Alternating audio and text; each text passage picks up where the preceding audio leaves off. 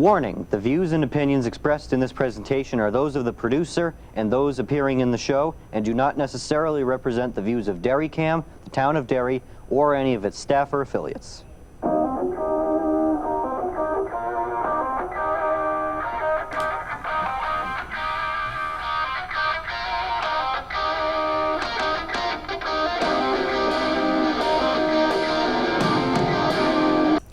Hi, I'm Anthony Henry. Welcome back to America's Ass. We're on episode 46.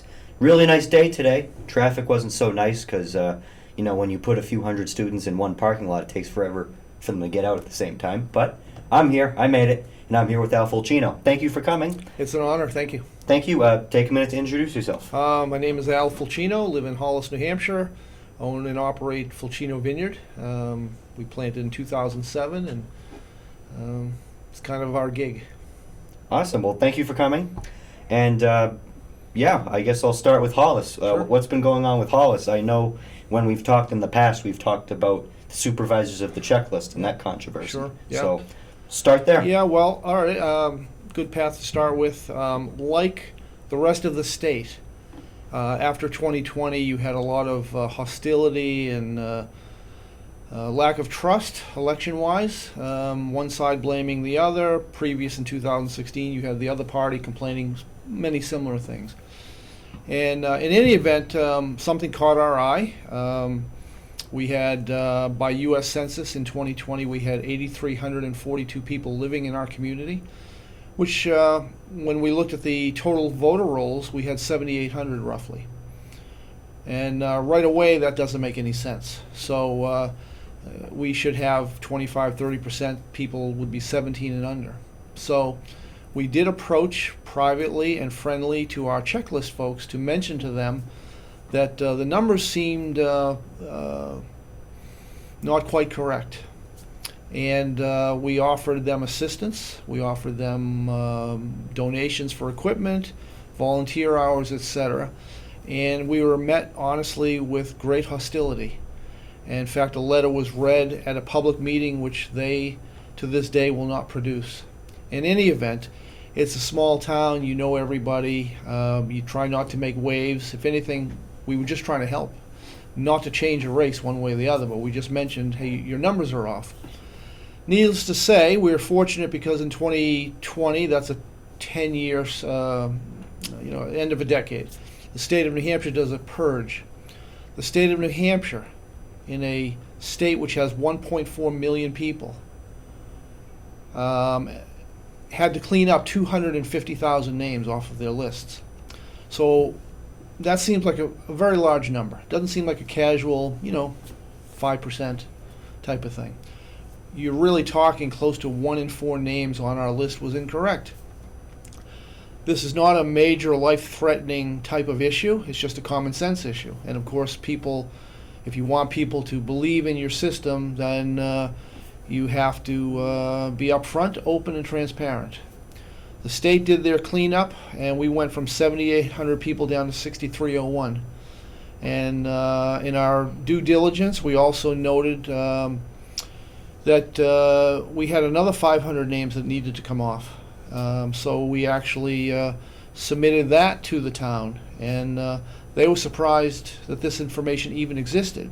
This information is public. People go to the post office and say, I'm moving out of town, I'm moving out of the state, this is my new address. This is, Avon can get this information.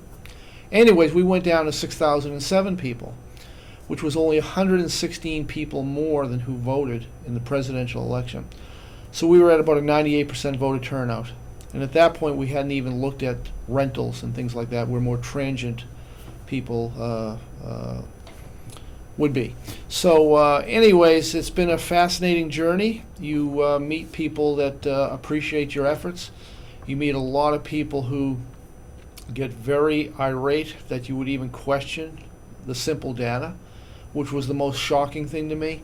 I was really stunned at how few people are interested in simple truth. And I'm not talking about you have to understand nuclear fusion. This is simple basic math, and you are in trouble if you disrupt the false peace, I like to say. So, anyways, that was kind of what happened, and we made a lot of friends. We made a lot of enemies. Secretary Scanlon called us up 3 different times to speak with us, which is no small occurrence. He had to come down and speak to the town checklist people. To this day, the checklist people have not apologized for keeping such inaccurate records, but even worse, they had no meeting minutes. And as elected officials, this is simple, basic stuff. So, for me now, this is a couple of years removed, and I still marvel to this day on the most basic human level, these checklist folks have not come forward and said, we weren't quite doing the job we should have. And the offense they took and the browbeating they threw towards us was pretty incredible. So. Yeah, I followed your campaign for the supervisor of the checklist as well. I believe Hollis had their election the same day as Derry, which was March, correct? In March, yeah. I believe it might have been March 12th. It was a fascinating journey, yeah, really. I enjoyed it quite a bit. I had never run for anything before. I had hoped and prayed secretly that I wouldn't win because I don't want a 6-year term to basically run a calculator. We had done enough, my friends and I, there's 5 of us all together, we had done enough work to just say, hey, look, here you go. And these are people I coached with. These are people that went to church with my friends. And it was quite a window into humanity. What I've discovered long term, we always talk about, why doesn't this person understand this debate, this argument, or this evidence? And really what I've learned is people are predisposed to protect their terrain, their turf, and their pride. And the sad thing is when you have an undisputable truth. For instance, we're in front of, I don't know what the people see on TV, but we're in front of a green screen. This is indisputably a green screen. And you can show this to people. But if you're upsetting their reality, the narcissistic qualities that they have really just jump. They get very irritated. Their pride cannot, they literally need to create their own reality. And it's like watching a TV show through a matrix. And so it's been quite the education. Oh yeah, I know exactly what you're talking about. As I've said countless times on this show with my school board, same thing. We were met with hostility for not agreeing with their version of the status quo. Right. Well, at least like I said, what they consider the status quo, and I mean it got blown in their face. Yeah. 600 supported their Warren article, 2,400 were against. They got crushed. Right. And sometimes it takes a bunch of people standing up. You might not win, but people will notice. And that's really what happened. There were other communities that came to us and asked them to go to their town and speak. Again, I didn't say it earlier, but this wasn't to change the election. This was to remove doubt and have better comfort levels. And in a small state like ours, it's very easy to have a good comfort level because the numbers are all small. Due diligence is very easy. But to watch this state go to have drop off 250,000 names was incredible. And on a side issue, we submitted a bill to the State House to do the 10-year purge every 2 years. We went up and testified. It was agreed upon. It was very well received at the Chairman Gray's hearing. And even the Secretary of State sent somebody there to say, yeah, we're good with this too. So we're going to do Chairman Gray wanted 5 years. So you just take what you can get. There's all this back and forth. They passed it in the Senate. The House passed it at 4 years. We also went and testified there. But just to, I guess really to put that hammer on the issue, it passed both houses. Well, I should say it passed the Senate. They had a compromise. It went to the House. And at the House level, they couldn't get enough people to vote. So it failed. And what do we want to do? We want to press a button and say, under your criteria that already exists, just clean the voter rolls up more often. Instead of every 10 years, it was going to be 4 or 5. I even remember the day before that vote, I had a state rep at my business. And he was talking to me about the bill and all for it and all that, looking forward to voting for it. didn't show up. So the Republicans could not get enough people. We had enough Democrat votes. We couldn't get enough Republicans. And as much as we want to talk about this party and that party, in the end, behind the scenes, they seem to work together to just stifle a lot of things. Just basic. Yeah, before I get to my point, apologies for coughing for anyone that's watching. I have a cough. I've had a cough for a week. I don't think I'll cut any coughing out, but if you hear me cough, that's why. But anyway, I've found that in my time doing all this stuff, there's not as much division as people think, for good reasons and bad reasons. Like if you go to the State House and you stay for lunch, you can walk into the lunchroom in the basement. You see Democratic reps and Republican reps eating lunch together. I'm okay with that. that. And that's a good thing, Sure. but it works in the reverse too. They will team up equally to kill something. Yeah. That's the world we live in. Yeah. Yeah, that's the world we live in. So. Yeah, moving into some dairy stuff, we had a school board meeting on Monday. Usually we do our meetings on Tuesdays, but Tuesday was election day. So they rightfully said, we don't want to interfere with that. So Monday was our meeting, and the high point of the meeting, we actually had a good moment this week. We haven't had one of those in a bit, but they voted to, so we had some unretained funds. We had around 2.5 million-ish. They put some of it into a capital improvement fund, because anyone that's watched the show knows we have big issues with that. The main issue with the next election will be fixing the remaining schools, the ones they didn't close. So that money's put aside for that, for emergencies, for major renovations, which is good. And they voted to give back $1 million to the taxpayers, which, hey, that's awesome. They're listening. Mm-hmm. They haven't listened for a long time, and I don't want to get cocky, but my hope is starting to restore a little. That's a really good sign if they're going to give that much back to us. Can I make a suggestion? Sure. Next time you have that million, put it in a interest-bearing account and give the money back on a repeated basis. Yeah. Can run that by them. Run it by them. Yeah, and I've said it before too, but we still have another election in March for the school board, so we need people to run for that and town council. I think a point I wanted to make with Al, because he knows well, and you learned it when you ran, local's most important, hands down. You see more stuff than you'd ever see at the state level, definitely more than the federal level.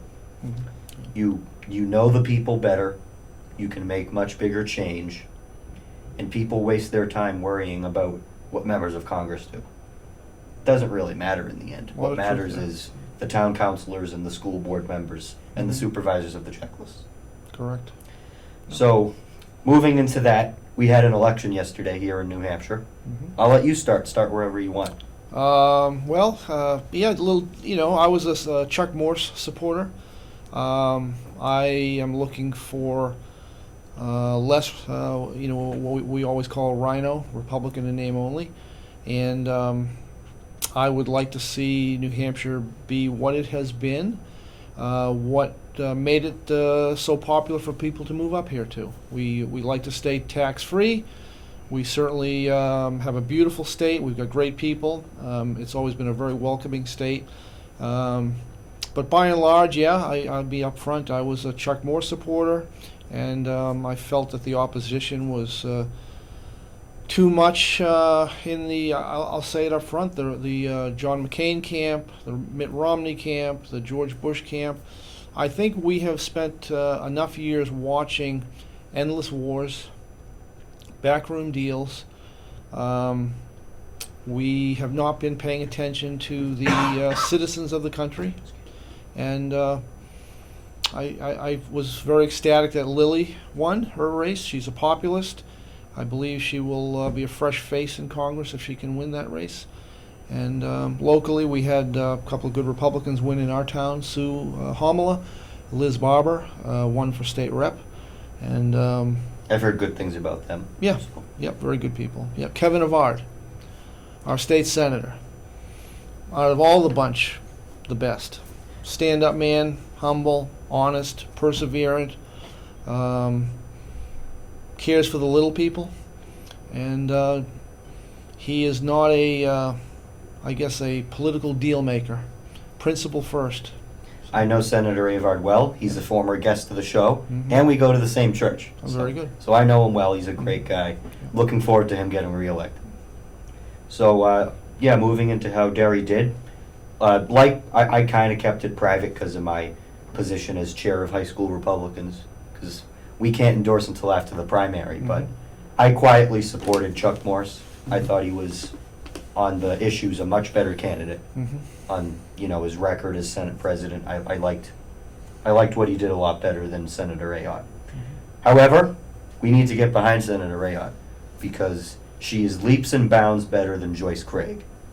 If you, and again, last year, not so as much this year, but if you were to drive in downtown Manchester last year, you'd see exactly why Mhm. Joyce Craig can never be governor. Mhm. It was a complete disaster when she was in office, and if she got in, the whole state would be how Manchester was. I compare what happened with her and Jay Rouet to Rudy Giuliani when he took over in New York City. Mhm. It was a change. Big change. Yeah. Right. Yeah.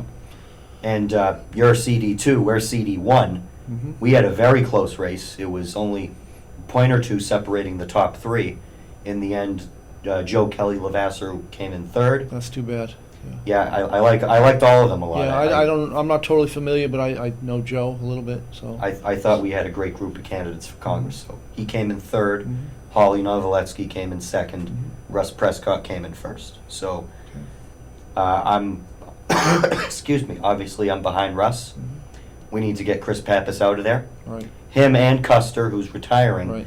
they both voted with Biden 100% of the Yeah, time yeah. this past 2 years. Yeah, Lily is going to run against a lady by the name of Maggie Goodlander. And I met her recently for the first time at the Hollis Memorial Day event. She introduced herself to me, and we had a brief discussion, and I told her where I stood. And anyways, I happen to know some members of the family. I guess it's a big division on who to support in the family right now, in her family. Anyways, she bragged in her commercials that very anti-Trump. So probably going to be one of those races where which way the state goes or the district goes for Trump or for Harris. Might be a bellwether, possibly, with Lily. CD2 has a tendency to go a little more blue than CD1, I found. But Mhm. I think they're both up in the air. Yeah. Maybe my district a little more so than yours. But Hmm. And on the state level, Senator Birdsell ran unopposed. She'll be facing Michelle Mogi in the general. And at the state reps, we had a primary. We had 11 running for 10 seats. Hmm. We had our 10 incumbents, and we had one challenger. Excuse me. Challenger did not get in. Our 10 incumbents won. Excuse me. I'm coughing a lot today. It's allergies. It's the pollen. But yeah, moving on to that, we also had another major nationwide event last night, the debate, which I thought was really interesting. Right. I'll be honest, I don't think it went well for Trump. Whether it was his fault or the moderator's fault is up for debate with both Well, sides. But I think I'll let you start. It definitely was the typical. Why are we doing these debates in formats with hosts that we know are predisposed against us? I see this even in our town in Hollis. There's a community page, which I lovingly call the communist page, because they're big on censorship, big on siding with left and very far left. And routinely, for a decade now, as I watch, the local Republicans always bemoan the fact that they're getting censored or monitored. And why do you participate? So I don't give Trump credit for going on those formats. That's my opinion. It's literally like walking into a store where you know that when they ring you up on the register, there's a 10% automatic push against the value of your money. Why would you do it? But we love to do it for whatever reason. It's just I don't want to say frustrating. It's just you throw your hands up because they do it again and again. It's like we just shoot ourselves all the time. There's been stories about how many times they fact-checked Trump and they didn't fact-check Harris. There's talk about the earring she was wearing. There's actually a product out there that looks exactly like the earring she was wearing. That is actually a device with a microphone. So why we would ever go into a battle and hand over half of our weaponry and then say, hey, we'll still fight you, is beyond me. I just don't get it. To her credit, she was probably the most coherent and least cackling that she's been in decades. So she did good prep, but in the end, if you fact check her, honestly, it was, I don't know, be careful how I talk, it just was a clown show. She didn't have the data. It was mostly innuendo. One hand she'll say, stop the name calling, and then name call. So they want it both ways, which is what narcissists do all the time. And a lot of people say to me, I wish Trump wouldn't get so personal or this or that. The other side gets personal the minute they wake up. And I can recall talking to General Bolduc and some others when they were running, what do you think about Trump? And it always was the same thing. I wish he would be more presidential. I wish he would be less insulting. He's a New York street fighter. It's who he is. We aren't asking him to raise our children. He raised his own. We just want him to defend the country. He knows when he wakes up at 3 a.m. that Joe Scarborough and his wife Mika, at 5 o'clock or 5:30 when they get on, the first thing they're going to do is start throwing darts. So, let's not have double standards. Let's not pretend anymore. I'm very tired of we're back to rhinos. They love having their 2-car garage, 4-car garage. They love the lake house. And they love to have what they have. But they will not get up and fight. They do backroom deals. We've been at endless. Look at Dick Cheney. Okay? War after war after war. Look at Bush. War after war after war. The evidence is in the pudding. When you go to taste it, Trump had no wars, did he? Okay? No. I mean, you can bleep me. It's a shit show what we watch with Afghanistan. It's just, we lost intelligence, not just the $1.3 billion in equipment. We lost I've got some inside sources. We lost a heck of a lot more, okay? We have to get up and fight. We often talk about it's 3% can do it, 3% can do it. Listen, the other side is very smart. They have all the history of the world behind them. They know all they have to do is continually marginalize truth tellers. And the masters of it in the present world is China. And we are heading towards being marginalized, corporatized. You will only be allowed to do what they deem is okay. You will not be able to have beliefs. Look up in Canada. They'll arrest a pastor for having a service. Just recently, I believe it was Ireland or England, they just arrested a professor who didn't want to tell his students that the public belief in modern day sexuality was a good thing. He didn't want to go there. He literally got arrested.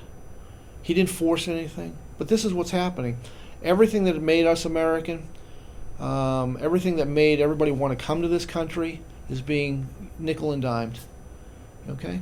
When I grew up, my grandparents were all immigrants, and they would always say to me, always remember this, there's good Italians and bad Italians.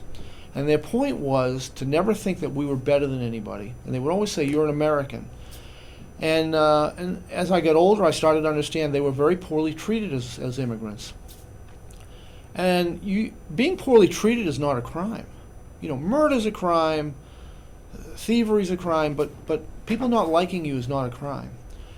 My grandparents just took the high road, dusted off, and they said, this is our focus. We're going to get education. We're going to get our kids to be educated. We're going to follow the rules, and we're going to be contributors to the society. And that is now much more frowned upon. It doesn't matter what immigrant group you are. We should never think we're special. We always should think we're important. And special means you get unique privileges. No, you're important, and you have the rights that we have been granted by previous generations. That all been being taken away bit by bit. So. Excuse me, but yeah, I couldn't have said it better myself. We were talking earlier. By sheer coincidence, my great grandfather happens to be from the same small village in Italy as Who his. My grandfather's side, yeah. Gesualdo, Italy. So Right, yeah. literally the same struggle. My great grandfather came here into East Boston, Mm-hmm. settled in Revere. Mhm. So I know the struggle from Yeah. stories Yeah. that have been passed down to me. But Yeah. back to the debate quickly before we end. I agree. I thought the moderators were awful. Mm-hmm. I mean, at the last debate with Trump and Biden, I gave those moderators a lot of credit. I know they're both huge liberals, but they actually made it at least look like they were, Mm-hmm. in Yeah. the middle. Yeah. These moderators were awful. I thought they made Kamala look better. And like you said, Kamala did look better than usual. Mhm. She wasn't cackling as much, more coherent. She didn't go on those weird rambles. Right. And I did admittedly think Trump could have done a better job as well. I didn't think he looked completely on top of his game. I think it's easy for us to pick apart whoever our candidate is when they're up against an opposition. There's a lot of factors going on. You don't always know how you're going to react in the moment. But when you see so many lies come out of Kamala Harris's mouth, and you see somebody like Trump, who pretty adept, it's not always easy to perhaps come across the way you want your candidate to come across, because they're fighting in a very unique situation. I can tell you this.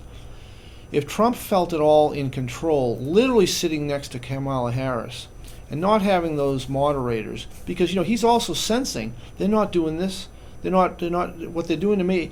I have to be extra on guard. This is why I don't like somebody like him putting himself in a position where he has to tie one hand behind his back. So if they were sitting the two of them together, he would rip her to shreds. Okay? In a negotiation, let's say she literally is going to sign a nuclear treaty. She's of one country, he's of another. He'll rip her apart. Okay? It's a weakness on the part of Republicans to go on the terrain where they know there are rocks on the field and then try to play tennis. And all the rocks tend to be on your side of the net. And I see it with my local friends who are Republicans, and I see it at the state level, and I see it national. We don't need those networks anymore. You don't need them. I mean, first of all, look at their audience. How many people is it? We have 360 million people living in this country. I haven't had cable TV, which means I don't have NBC, ABC. I mean, I can get all that. I have YouTube TV and whatever. Who watches those shows anymore? Why do we defer the aura and ambiance of balance to these people who we know are not balanced? Yeah. They all go pull the trigger for the Democrats. And trigger, I mean the lever for the voting. Yeah. So why we subject ourselves to that is beyond me. And I think we're foolish. We own much better platforms, and there are better platforms even that we don't own, like, say, X, that you can get your message out. I mean, we just got to be careful where we get our information from. And Yeah. we'll leave it at that. Okay. It's the end of the show, so feel free to give a brief closing statement. Want to thank you again for having me here. Thanks And for coming on. I've heard a lot of good things about you. And again, our friend Senator Vard recommended you highly, and it was an honor to come with you. Thank you. And I know I'm over the time, but it is September 11th, so I do want to talk about that. It's a horrible anniversary we live on. It's the 23rd anniversary of the attack, and I'm just going to pull something up quick. We live in Derry here. This will be airing on Derry TV. We have two people that were from Derry that died in the attack. Carl Hammond 37 years old, and Louis Mariani, 59 years old. I believe that's 59, but just two of thousands.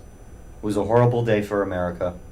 We can't forget it ever. And I have a connection to the attack. My great-grandfather, a different one than we were talking about, lived in New York City, and he died on September 3rd. And my mother and my grandparents, they all traveled to New York City that week to attend the funeral. The funeral was, I believe, the 8th or 9th, and they stayed until the 10th. If they had stayed one more day, I mean, I might not even be here. It's possible, but don't take your freedoms for granted. We live in a great country. Never forget what happened on September 11th. And remember to go vote in November. I know we're not there yet, but don't forget. I'm Anthony Henry. This has been America's Ass. Thank you for watching.